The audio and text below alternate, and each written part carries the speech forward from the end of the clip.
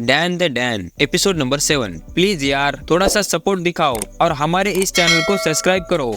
कोई तरीका है भीख मांगने का? एपिसोड की शुरुआत में हम किसी को भागते हुए देखते हैं। आगे हमें पता चलता है कि वो कोई और ना होकर वो भूतनी थी। वो कहती है, तुमने मेरी आयरा को मुझसे चुरा लिया, अब मैं तुम्हें छोड़ूंगी नहीं। ये कहकर वो उन पर हमला कर देती है। आगे वो कहती है, मेरी आयरा मुझे वापस करो। ओकारुन कहता है, आयरा की वजह से अब हम मुसीबत में आ चुके हैं, तो अब हम क्या करेंगे? मोमो कहती है, बस यहाँ से भागते रहो। वो कहता है, यहाँ पर रास्ता साफ नहीं, इसीलिए मैं तेज नहीं भाग पाऊंगा। मोमो कहती है, कोई बात नहीं, तुम बस भागते रहो। तभी वो भूत पीछे से आ जाता है और मोमो पर अटैक कर देती है। वो अपने बालों से हर तरफ की चीजें पकड़ी हुई थी और वो ओकारुन का पीछा करने लगती है। ओकारुन किसी तरह से वहाँ से बचते हुए आगे चलता है, लेकिन वो काफी तेजी से उसका पीछा करने लगती है और वो अचानक आकर उस पर हमला कर देती है, जिससे मोमो और आयरा दूर जाकर गिरते हैं। लेडी कहती है, कोई बात नहीं, अगर तुम मुझे मॉमी कहकर नहीं बुलाओगी तब भी मैं तुम पर गुस्सा नहीं करूंगी। हम दोनों साथ मिलकर जुड़ सकते हैं, इससे तुम मेरे शरीर का हिस्सा बन जाओगी और इसी से मैं तुम्हारे साथ हमेशा रहा करूंगी। ये कहकर वो उसे पकड़ने के लिए आगे बढ़ती है, लेकिन वो जगह पर ही रुक जाती है। वो कहती है, मैं आगे क्यों नहीं जा पा रही हूँ? तभी मोमो कहती है, तुम यहाँ पर बंधी गई हो और ये सब तुम्हारे बालों की वजह से हुआ। इसकी मदद से तुम हर चीज को पकड़ चुकी हो। मोमो कहती है, ओकारुन तुमने काफी अच्छा काम किया। लेडी कहती है, बेवकूफो, तुम्हें क्या लगा तुम मुझे ऐसे ही जाल में फंसा लोगे? ये कहकर वो एक बड़े से पिलर को तोड़ देती है और तभी मोमो उसे अपनी पावर से पकड़ लेती है। लेडी कहती है, तुम्हारी हिम्मत कैसे हुई मेरे खूबसूरत पैरों को छूने की? मोमो कहती है, ओकारुन जल्दी से अपनी पावर्स यूज करो और उस चीज को खत्म कर दो। दूसरी तरफ वो लेडी अपने हाथों से अपने बालों को ही तोड़ रही थी। ओकारुन कहता है, लेकिन मैंने आज तक किसी से लड़ाई नहीं की, ये मैं नहीं कर पाऊंगा। एलियंस के साथ तो मैं बस ऐसे ही भिड़ गया था और उस बाउंड स्पिरिट से तो मैं तो बस भाग ही रहा था। मुझे तो ये भी पता नहीं कि किसी को पंच कैसे करते हैं। इस पर मोमो कहती है, ये सब तुमने मुझे पहले क्यों नहीं बताया? जाओ और उसे बस एक लात मारो। दूसरी तरफ वो लेडी अपने बालों को काट चुकी थी। वो कहती है, अब मैं तुम्हें नहीं छोड़ूंगी। ये कहकर वो मोमो पर तेज हमला करती है, लेकिन तभी ओकारुन बीच में आ जाता है और उस लेडी पर जोर से अटैक करता है, जिससे वहाँ का गोदाम ही ब्लास्ट हो जाता है, जिससे वो लेडी दीवार पर जाकर चिपक जाती है। मोमो कहती है, तुमने कर दिया,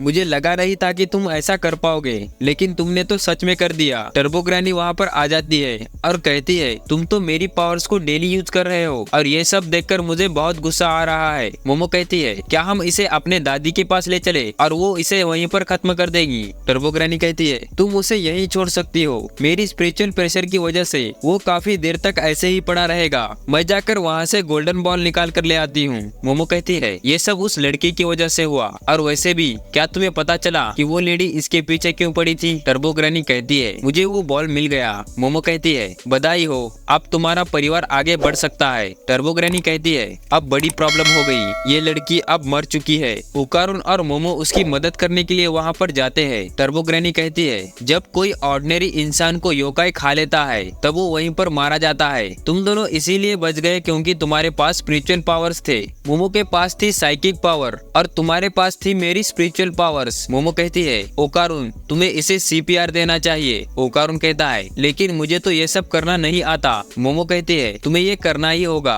मैं अपनी पावर्स की मदद से इसके हार्ट को पंप करने की कोशिश करूंगी। टर्बो ग्रैनी कहती है, वो मर चुकी है, उसके हार्ट को मसाज करने से कोई फायदा नहीं होगा। मोमो कहती है, अपना मुंह बंद करो और एम्बुलेंस को फोन करो। काफी देर तक कोशिश करने के बाद भी ये लोग आयरा को बचा नहीं पाते। दूसरी तरफ वो लेडी आयरा का नाम लेकर आगे बढ़ती है। ओकारुन कहता है, तुम आयरा की मदद करो, मैं इसे संभाल लूंगा। लेडी कहती है, तुम उसे कभी जिंदा नहीं कर पाओगे, लेकिन मैं उसे जिंदा कर सकती हूँ। तुम मेरा ऑरा उसे दे दो। जैसे बैटरी के बिना गाड़ी स्टार्ट नहीं होती, इसी तरह ऑरा जिंदा लोगों की बैटरीज होती है। आयरा का ऑरा अब खत्म हो रहा है, तो तुम उसे मेरा ऑरा दे दो। मोमो कहती है, मुझे तुम्हारे बातों पर थोड़ा भी विश्वास नहीं, तुमने तो इसे एक बार खा ही लिया था, इसीलिए मैं तुम पर जरा सा भी भरोसा नहीं करूंगी। और तभी वो लेडी अपना मुंह चीर देती है और वो कहती है, अब मैं किसी को भी खा नहीं पाऊंगी, लेकिन अब भी अगर तुम्हें मुझ पर भरोसा नहीं तो तुम उस रॉड से मेरा सर कुचल देना।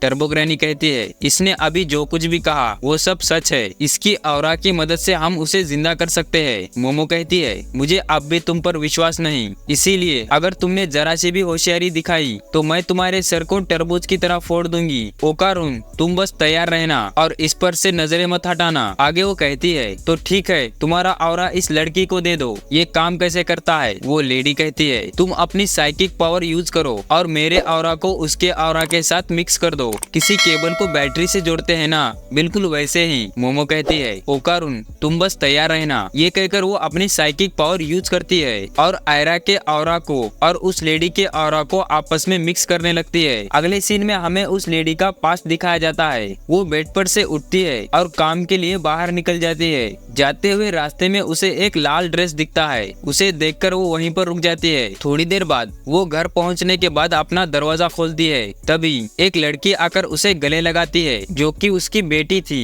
उसे हंसता देखकर वो भी खुश हो जाती है। वो उसे कुछ डांस के मूव सिखाती है। ये दोनों काफी खुशी से रह रहे थे। काम से थककर घर आने के बाद वो अपनी बेटी के साथ खेलने लगती है। वो अपनी बेटी को खुश रखने के लिए कोई भी काम करने के लिए तैयार थी। ये दोनों खुशी से अपनी जिंदगी गुजार रहे थे। लड़की डेली डांस की प्रैक्टिस कर रही थी और वो लेडी कुछ पैसे जुटाकर अपनी बेटी के लिए वो ड्रेस खरीद लेती है। वो ड्रेस पहनने के बाद वो लड़की काफी खूबसूरत लग रही थी।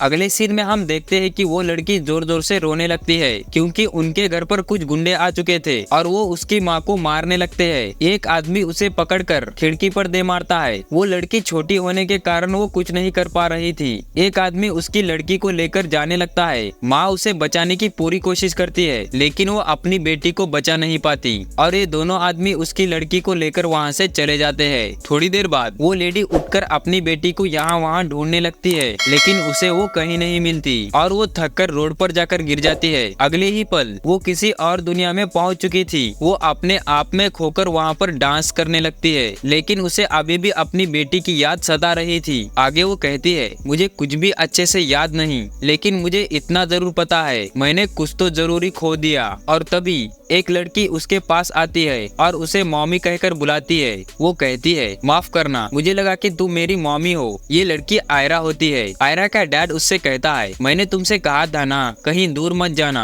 वो कहती है, मुझे लगा कि वहाँ पर मॉमी है। डैड कहता है, नहीं आयरा, तुम्हारी मॉमी यहाँ पर नहीं है। आयरा कहती है, तो फिर मेरी मॉमी कहाँ पर है? डैड कहता है, मैंने तुमसे कहा था ना, तुम्हारी मॉमी कहीं दूर चली गई और वो कभी वापस नहीं आएगी और तुम्हें उसके बिना ही जिंदा रहना सीखना होगा। और जब तुम अपनी मॉमी से मिलोगी और तब तुम्हें देखकर उसे गर्व होगा। आयरा कहती है, ठीक है, मैं बड़ी होकर अपनी माँ का नाम रोशन करूंगी। वो लेडी एक्चुअली मर चुकी थी। वो कहती है, मेरी बच्ची वो कहाँ चली गई? अब मुझे थोड़ा थोड़ा याद आ रहा है। मैं आयरा की ही माँ हूँ और मुझे उसकी रक्षा करनी होगी और मेरे रहते कोई भी उसे चोट नहीं पहुँचा पाएगा। और वो ऐसे ही धीरे धीरे मॉन्स्टर में ट्रांसफॉर्म हो जाती है और तभी आयरा की आंखें खुल जाती है। मोमो थककर नीचे बैठ जाती है। ओकारुन कहता है, तुमने मोमो को चोट पहुंचाई, अब मैं तुम्हें छोड़ूंगा नहीं। मोमो कहती है, नहीं, उसे अब छोड़ दो, अब सब ठीक है। वो लेडी कहती है, मुझे माफ कर दो आयरा, मैंने तो तुम्हारी रक्षा करने का वादा किया था और वो मैं ही थी जिसने तुम्हें चोट पहुंचाई। मैं अपने इमोशन को कंट्रोल नहीं कर पाई। वो धीरे धीरे मिट्टी में बदल रही थी और टूट रही थी। आगे वो कहती है,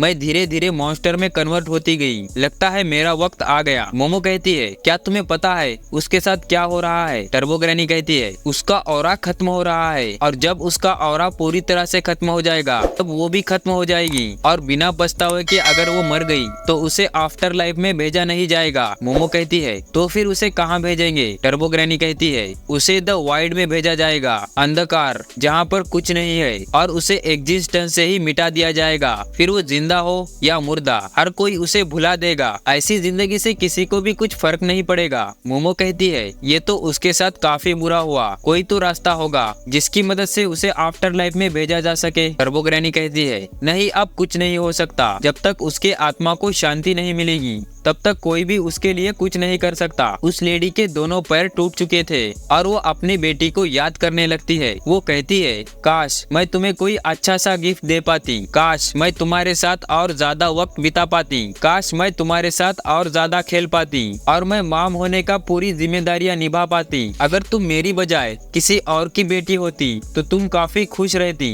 मेरी वजह से तुम्हारी जिंदगी बर्बाद हो गई। ये सब कहकर वो रोने लगती है। तभी आयरा भागते हुए जाकर उसे गले लगा लेती है और रोते हुए कहती है, मॉमी आई लव यू और आज मैं सबसे ज्यादा खुश हूँ। अब तुम शांति से आफ्टर लाइफ में जा पाओगी। और तभी वो धूल बनकर आसमान में उड़ने लगती है। इससे उसके दिल को और उसके आत्मा को शांति मिल जाती है। आयरा कहती है, मैं तुम्हें कभी नहीं भूलूंगी। और इसी के साथ ये एपिसोड यहीं खत्म हो जाता है। उम्मीद है आपको ये एपिसोड पसंद आया होगा। पसंद आए तो इस वीडियो को लाइक कीजिए, नए हो तो हमारे इस चैनल को सब्सक्राइब कीजिए। मिलते हैं जल्दी एक नए वीडियो में, तब तक आप हमारी दूसरी वीडियो देख सकते हो।